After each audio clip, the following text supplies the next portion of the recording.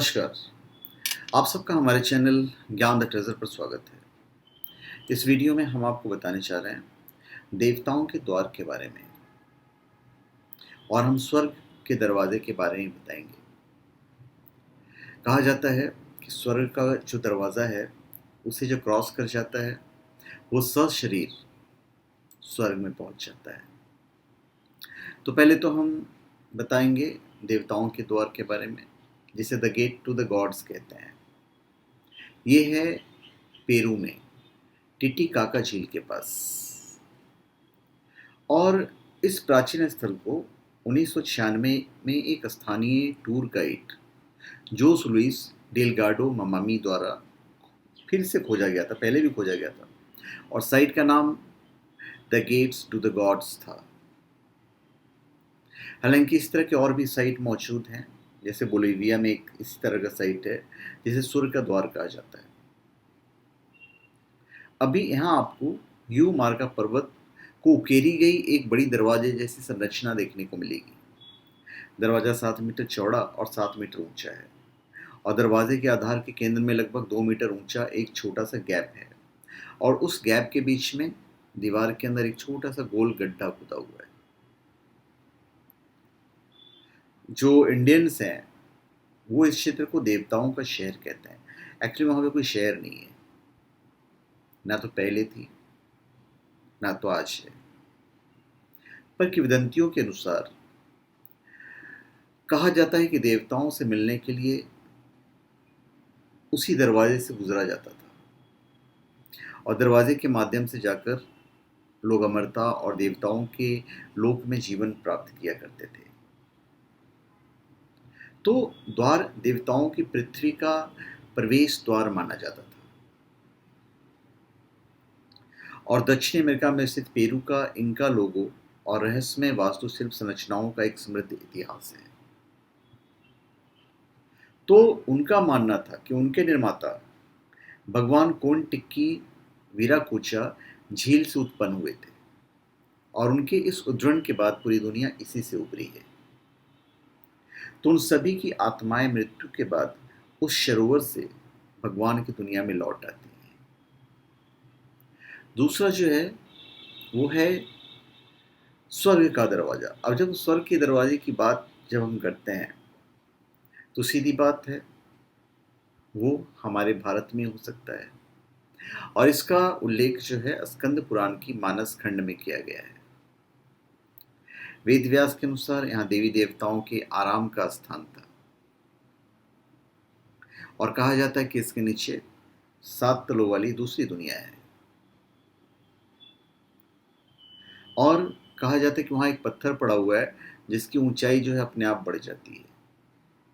स्वर्ग का दरवाज़ा जिस गुफा के अंदर है वहाँ के प्रवेश द्वार पर पथरीली छत के कुछ नीचे आने के अनुमानों को देखा जा सकता है। ऐरावत हाथी के 1000 पद चिन्ह, भगवान नरसिंह के पंजे का निशान, भगवान नरसिंह और हिरण्यकशिपु की कहानी का वर्णन, फिर राजा परीक्षित की बेटी की कहानी को आप देख सकते हैं दीवारों पे।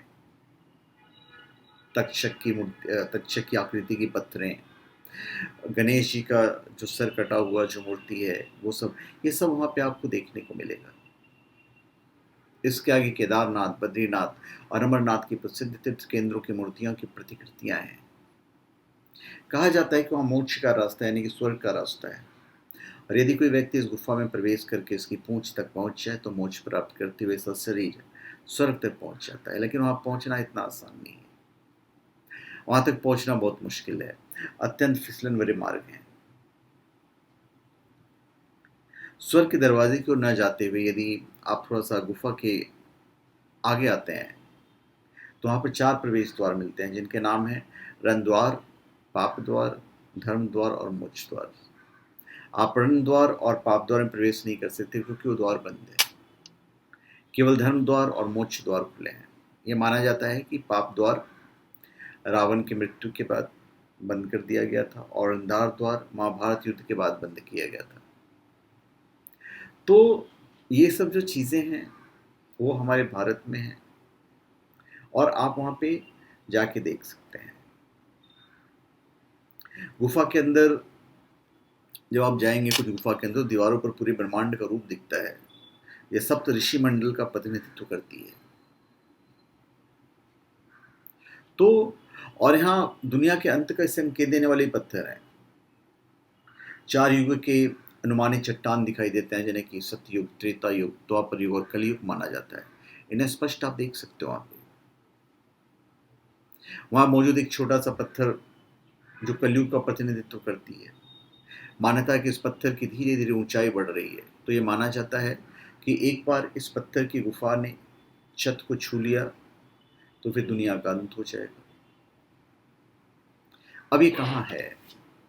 यह देवभूमि जो है उत्तराखंड के गंगोली हाट की माता कालिका के सुप्रसिद्ध हाट कालिका मंदिर के पास स्थित है।